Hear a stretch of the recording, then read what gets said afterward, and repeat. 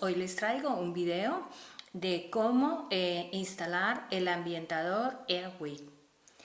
Para esto lo primero que vamos a hacer es verificar que el aparato se encuentre apagado. Entonces aquí podemos ver que tiene 3 niveles y en este punto más hacia la izquierda ya queda apagado. Entonces ya verificamos que está apagado, procederemos como en segundo punto, abriremos el aparato, sacaremos la pila que ya viene con nuestro aparato y introducimos en este momento el repuesto, introducimos el repuesto, lo viramos que quede más o menos alineado con esta ranura y procedemos a colocar la tapa.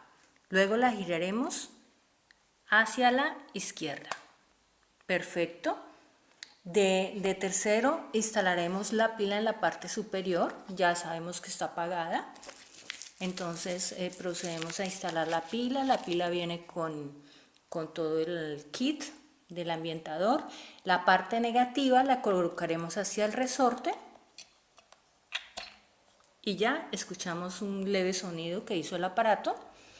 Y de últimos o de cuarto punto, lo que haremos es encender el aparato, y el aparato lo encenderemos teniendo en cuenta de que la salida no esté directamente sobre nuestra cara para evitar de pronto ser rociados con el ambientador, porque inmediatamente después de que escojamos el nivel, 15 segundos después va a hacer un disparo. Y aquí los niveles son, el más pequeño es a 40 minutos, que es este que vemos aquí. El siguiente nivel, si lo graduamos, queda a 18 minutos y el siguiente dispara de 9 en 9 minutos. Entonces, si lo colocamos en 40 minutos, la duración más o menos va a ser de 70 días del repuesto del ambientador.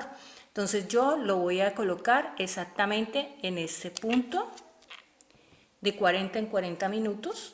Por último, el aparato debe ser colocado a una altura de más o menos unos 2 metros, evitando tanto que quede al alcance de los niños o de las mascotas.